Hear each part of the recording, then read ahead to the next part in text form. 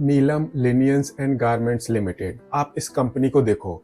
ये कंपनी पूरे साल में 2.5 करोड़ रुपए से कम प्रॉफिट कमाती है एंड इस कंपनी ने मोर देन 75 करोड़ रुपीस का डेट लिया हुआ है। ये काफी अनयूजुअल है किसी कंपनी के लिए एंड ये कंपनी एक किस्म से एक एग्जाम्पल है दैट अगर आप एक्सेसिव डेट लेकर बिजनेस करते हो तो फिर बिजनेस करना कितना डिफिकल्ट हो जाता है। अभी ये कंपनी अपना आईपीओ लेकर आ रही है, वो भी सिर्फ 13 करोड़ रुपीस का आईपीओ लेकर आ रही है। जानते हैं इस कंपनी के बारे में एंड इसके आने वाले आईपीओ के बारे में। कहीं मत जाइए, चैनल को सब्सक्राइब कर लीजिए। सबसे पहले जानते हैं इस कंपनी के बारे में। नीलम लिनियंस एंड गारमेंट्स लिमिटेड, ये कंपनी एक महाराष्ट्र बेस्ड कंपनी है। महाराष्ट्र में ही इस कंपनी का बेस है एंड ये कंपनी 2010 से इस बिजनेस में है। आज की डेट में इस कंपनी को इस बिजनेस के अंदर अप्रोक्सीमेटली 15 ईयर्स हो चुके हैं एंड ये company bedsheet, pillow, different types के टॉवल्स एंड गारमेंट्स के बिजनेस में है। ये कंपनी बेसिकली इन प्रोडक्ट्स में डील करती है एंड ये इस कंपनी का बिजनेस है। एंड जो ये इस कंपनी के प्रोडक्ट्स हैं, इनको ये कंपनी इंडिया में भी बेचती है एंड इंडिया के बाहर भी एक्सपोर्ट करती है। एंड ये कंपनी अपने मैक्सिमम प्रोडक्ट्स एक्सपोर्ट करती है countries like US and Australia. ये वो कंट्रीज है जहां पर हाई क्वालिटी के प्रोडक्ट्स कंज्यूम किए जाते हैं। तो फिर आप इमेजिन कर सकते हो दैट जो इस कंपनी की प्रोडक्ट क्वालिटी है वो कितनी बेटर होगी। एंड अगर हम इस कंपनी के बिजनेस को डिवाइड करें तो अप्रोक्सीमेटली 60% रेवेन्यू इस कंपनी की वो डोमेस्टिक सेल से आती है। अप्रोक्सीमेटली 40% रेवेन्यू वो एक्सपोर्ट सेल एंड उससे रिलेटेड एक्टिविटीज से आती है, जैसे कि sale of scripts etcetera etcetera. ऐसे ही जो ये कंपनी अपने प्रोडक्ट्स को डायरेक्टली कस्टमर्स को बेचती है एंड ऐसे ही ये कंपनी अपने प्रोडक्ट्स को बड़े बड़े बिजनेसेस को भी बेचती है, बड़े बड़े रिटेल चेन्स एंड आउटलेट्स को भी बेचती है। एंड अगर हम आज की डेट में इस कंपनी क्लाइंट लिस्ट देखें तो वहां पर आपको काफी बड़े बड़े एंड काफी रिस्पेक्टेबल ब्रांड नेम्स नजर आ जाएंगे। एंड यहाँ पर मैं आपको बता दूं दैट जब मैं इस कंपनी की क्लाइंट लिस्ट देख रहा था तो मुझको वहां पर एक ब्रांड थोड़ा सा अजीब लगा एंड वो है विजया सेल्स। आज तक मैं कभी भी विजया सेल्स के आउटलेट में एंटर नहीं किया, बट मेरे हिसाब से जो ये विजया सेल्स है ये इलेक्ट्रॉनिक आइटम्स में डील करता है एंड इस कंपनी के प्रोडक्ट्स क्या हैं वो कंप्लीटली डिफरेंट हैं। तो फिर विजया सेल इस कंपनी की क्लाइंट लिस्ट में कैसे आ सकता है? There may be an number of reasons, but ये मुझे थोड़ा सा अजीब सा लगा and that's why I am mentioning in this video.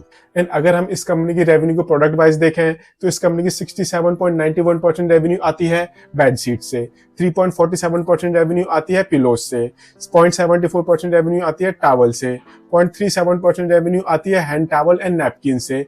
And इसके अलावा जो बैलेंस रेवेन्यू बचती है वो है इस कंपनी की सेल ऑफ लाइसेंसेस से, एक्सपोर्ट बेनिफिट्स। एंड अगर हम इस कंपनी की रेवेन्यू को क्लाइंट वाइज देखें तो वो थोड़ा सा कंसर्निंग है, बिकॉज जो इस कंपनी का सबसे बड़ा क्लाइंट है वहां से इस कंपनी की टोटल रेवेन्यू का 40.32% आता है। टॉप 3 क्लाइंट से इस कंपनी की टोटल रेवेन्यू का 53.94% आता है। टॉप 5 क्लाइंट से इस कंपनी की अप्रोक्सीमेटली 59% रेवेन्यू आती है एंड टॉप 10 क्लाइंट से इस कंपनी की मोर देन 64% रेवेन्यू आती है। ये जो क्लाइंट कॉन्सेंट्रेशन है ये काफी कंसर्निंग है किसी भी कंपनी के लिए।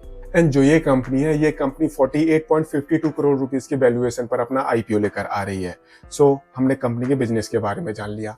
अब देखते हैं दैट जो ये इस कंपनी के फाइनेंशियल्स हैं वो इस कंपनी के बारे में क्या बताते हैं। शुरू करते हैं एसेट बेस से। मार्च 2022 में इस कंपनी का टोटल एसेट बेस था 78 करोड़ रुपीस के आसपास। अगले साल वो 100 करोड़ रुपीस के आसपास हो गया है। मार्च 2024 में इस कंपनी का टोटल एसेट बेस ये 121 करोड़ रुपीस को क्रॉस कर गया है एंड जून 2024 तक इस कंपनी का टोटल एसेट बेस है अप्रोक्सीमेटली 120 करोड़ रुपीस का। रेवेन्यू बहुत ज्यादा कंसर्निंग है बिकॉज ये बढ़ नहीं रही है। मार्च 2022 में इस कंपनी की रेवेन्यू थी 103 करोड़ रुपीस के आसपास की, 104 करोड़ रुपीस मान के चलो।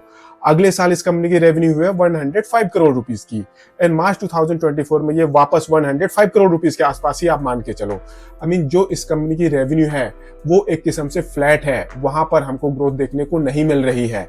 एंड जून 2024 में फर्स्ट क्वार्टर में इस कंपनी ने अप्रोक्सीमेटली 22 करोड़ रुपीस की रेवेन्यू जनरेट करी है। तो इस हिसाब से जो इस कंपनी का फाइनेंशियल ईयर 2024-25 होने वाला है वहां पर भी हमें कोई एक्स्ट्रा ऑर्डिनरी रेवेन्यू में जंप अभी तो एक्सपेक्टेड नहीं है।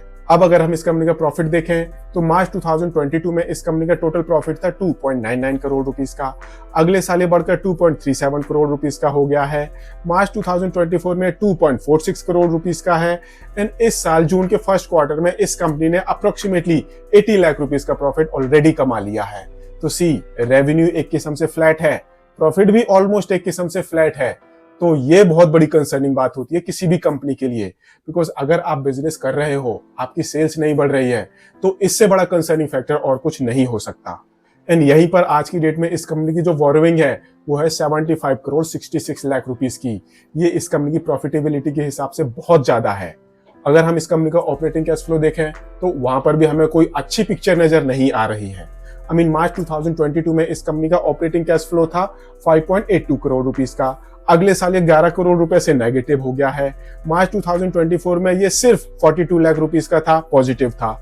एंड इस साल जून में इस कंपनी ने 3.72 करोड़ रुपीस का ऑपरेटिंग कैश जनरेट किया है। ये पॉजिटिव है, थोड़ी सी इंप्रूवमेंट है। बाकी जो पिक्चर है फाइनेंशियल्स की वो बहुत खराब है।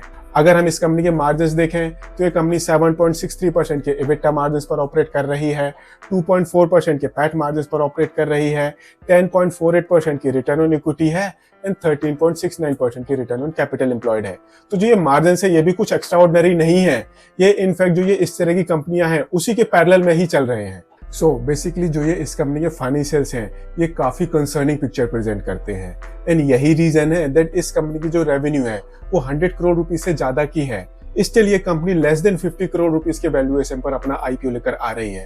आई एम प्रीटी श्योर यहाँ पर इस कंपनी के मर्चेंट बैंकर्स ने समझाया होगा दैट अगर आप वैल्यूएशन थोड़ी सी भी एक्सपेंसिव रखते हो तो माइंडेड आपका आईपीओ सक्सेसफुल नहीं होगा। एंड मे बी यही रीजन है दैट ये कंपनी इतने सस्ते वैल्यूएशन पर अपना आईपीओ लेकर आ रही है। जो इस कंपनी का टोटल आईपीओ साइज है वो है 13 करोड़ रुपीस का पूरा फ्रेश इशू कंपोनेंट है। एंड 20 रुपए से 24 रुपए का इस कंपनी के शेयर का प्राइस बैंड है। 6000 शेयर्स का लॉट साइज है। एंड इस हिसाब से जो आपकी मिनिमम इन्वेस्टमेंट होगी ये होगी 1,44,000 रुपीज की। 8 नवंबर को आईपीओ ओपन होगा, 12 नवंबर को आईपीओ क्लोज हो जाएगा एंड 18 नवंबर को इस कंपनी की लिस्टिंग होगी। एंड इस आईपीओ के थ्रू जो भी पैसे इस कंपनी के पास आएंगे उन पैसों का ये कंपनी यूज करने वाली है। कुछ मशीनरी परचेज करेगी, कुछ पैसे यूज करेगी डेट्स की रीपेमेंट के लिए एंड थोड़े से पैसे यूज होंगे जनरल कॉर्पोरेट पर्पजेस के लिए। तो आप मान के चलो इस आईपीओ की वजह से जो इस कंपनी की फाइनेंशियल पोजीशन है वहां पर कोई बहुत बड़ा इंपैक्ट नहीं आने वाला। इस आईपीओ की वजह से जो इस कंपनी की फाइनेंशियल पोजीशन है वो एकदम से सडनली इंप्रूव नहीं होने वाली। एंड आज की डेट में इस कंपनी की फाइनेंशियल पोजीशन ये काफी कंसर्निंग है। तो अब क्वेश्चन आता है क्या आपको इस कंपनी के आईपीओ को सब्सक्राइब करना चाहिए या नहीं। तो ये आपका पर्सनल डिसीजन है, थोड़ा सा सोच समझ कर लें एंड इन्वेस्टमेंट एडवाइजर से कंसल्ट करने के बाद लें। बट आप इस कंपनी के फाइनेंशियल्स देखो, ड्रास्टिक पिक्चर प्रेजेंट कर रहे हैं एक किस्म से। ये कंपनी एग्जांपल है दैट अगर आप एक्सेसिव डेट लेकर कोई बिजनेस करते हो तो फिर आपके फाइनेंशियल्स किस तरह के होते हैं एंड आपको बिजनेस रन करने में कितनी प्रॉब्लम होती है। अगर आप इस कंपनी के फाइनेंशियल्स को डीपली एनालाइज करोगे तो इनफैक्ट लोन की प्रिंसिपल तो छोड़ो, ये कंपनी इंटरेस्ट की पेमेंट के लिए भी सफिशिएंट कैश जनरेट नहीं कर पा रही है। इससे बेकार पिक्चर किसी कंपनी के लिए क्या हो सकती है। एंड ये एक साइन होता है दैट अब कंपनी अपने डेट्स की रीपेमेंट में डिफॉल्ट करने ही वाली है। मैं इस कंपनी के आईपीओ को सब्सक्राइब नहीं करने वाला। आप अपना डिसीजन थोड़ा सा सोच समझ कर लें एंड इन्वेस्टमेंट एडवाइजर से कंसल्ट करने के बाद लें। एंड अगर आपको ये वीडियो पसंद आया हो इसको लाइक शेयर जरूर करें एंड चैनल को सब्सक्राइब करें। Thank you.